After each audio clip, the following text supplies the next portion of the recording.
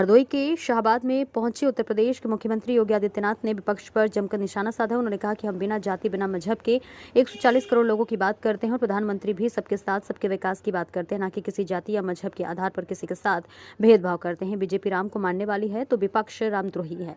देश के अंदर एक तरफ भगवान श्री कृष्ण के अवतार और मर्यादा पुरुषोत्तम भगवान श्री राम के भक्त हैं, तो वही दूसरी तरफ रामद्रोही हैं जो कार्य सृष्टि से शुरू से चला आ रहा है, तो वही आज भी हो रहा है। एक तरफ विष्णु के अवतार श्री राम के मानने वाले हैं तो वही एक तरफ उनके द्रोही हैं। सीएम योगी ने कहा है कि कांग्रेस ने अपने प्रवक्ता पर कार्रवाई की है क्योंकि वह अयोध्या में श्री राम के दर्शन करने गए थे।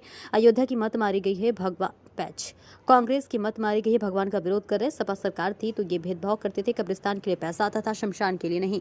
देश के संसाधनों पर किसी वर्ग का विशेष अधिकार है। अब यह दावा भारत का प्रधानमंत्री नहीं करता। प्रधानमंत्री जी तो कहते हैं कि देश की 140 करोड़ जनता मोदी जी का परिवार है। उन्होंने कहा कि कांग्रेस और सपा के लोग कहते हैं कि मोदी जी कौन सा राशन अपनी जेब से दे रहे हैं। हम कहते हैं 65 साल आपका शासन था, आप क्यों नहीं दे पाए। अगर हरदोई से आपको दिल्ली जाना होगा तो मात्र 4 घंटे में आप गंगा एक्सप्रेस वे से दिल्ली पहुंच जाएंगे और प्रयागराज जाना होगा तो 1.5 से 2 घंटे में आप प्रयागराज पहुंच जाएंगे। इसमें औद्योगिक क्लस्टर बनेंगे, हजारों नौजवानों के लिए नौकरी और रोजगार की सुविधा प्राप्त होगी।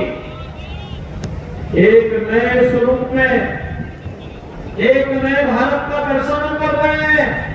विकास भी है और विरासत का सम्मान भी है।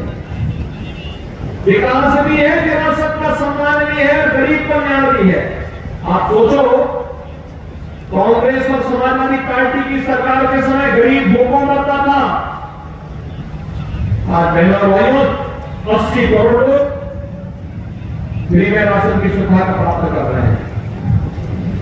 ये कांग्रेस और सपा के लोग क्या कहते हैं? कहते हैं कौन मोदी की अपनी जेब से दे रहे हैं। हम कह रहे हैं तुम 65 का शासन कर रहे थे तब क्या कर रहे थे? तो गरीब भूखों मरता था। और आज मोदी जी के समय में उन्होंने गरीब को ध्यान में रखकर योजना बनाई। 80 करोड़ लोग फ्री में राशन की सुविधा प्राप्त कर रहे हैं। उनके समय में स्वास्थ्य सुविधा के अभाव में लोग कम होते थे। आज बहनों भाइयों 60 करोड़ लोग आयुष्मान भारत में 5 लाख रुपए की स्वास्थ्य बीमा का घर प्राप्त कर रहे हैं। और बहनों भाइयों हमने तो यूपी में यदि व्यवस्था की है, कोई गरीब बीमार पड़ जाए, कोई भी व्यक्ति बीमार पड़ जाए, उसकी जाति, उसका मत, उसका मजहब भी नहीं पूछते।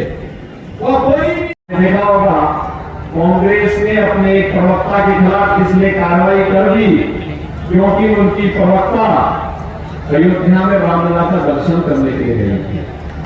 अब आप सोचो, इन कांग्रेसियों की मति मानी गई है, भगवान का विरोध कर रहे हैं, भगवान का विरोध कर रहे हैं। और यही तो मैं कहने के लिए आया हूं, एक तरफ राम की सत्ता पर, ईश्वरीय सत्ता पर विश्वास करने वाली भारतीय जनता पार्टी और सहयोगी दल है, और दूसरी तरफ राम का द्रोह करने वाले, राम के द्रोह करने वाले की दुर्गति हमेशा तय है। और बहनों भाइयों, लोकसभा का चुनाव 2024 इस बात का साक्षी एक बार फिर से बनने जा रहा है। पूरे देश के अंदर तो माहौल है। 2 चरणों का चुनाव संपन्न हो गया है। बहनों भाइयों, 2 चरणों के चुनाव के बाद कब तीसरे चरण का चुनाव है। 2 चरणों का चुनाव और कब तीसरे चरण का चुनाव होने के बाद बहनों भाइयों 286 सीटों पर अब तक चुनाव, 285 सीटों पर अब तक चुनाव संपन्न हो चुका होगा कल सायंकाल। और पूरे देश के अंदर जो स्वर गूंज रहा है, 2 ही स्वर गूंज रहे हैं, वह है, एक स्वर है जो पूरे देश के अंदर है। वह वृद्ध हो, जवान हो, महिलाएं हो, पुरुष हो, गांव हो, शहर हो, हर ओर एक ही स्वर गूंज रहा है, और वह है फिर एक बार मोदी सरकार, फिर एक बार